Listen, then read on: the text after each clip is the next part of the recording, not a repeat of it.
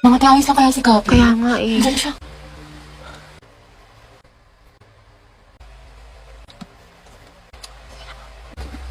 Ate, break na ba kayo ni Lucas?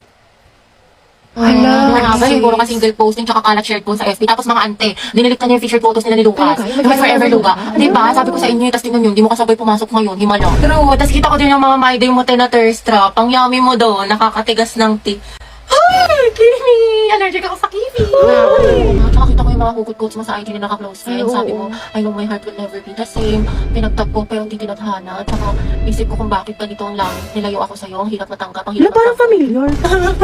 Mayaman na siya, di siya kawalan. Ang ganda-ganda mo, you deserve better. Tama.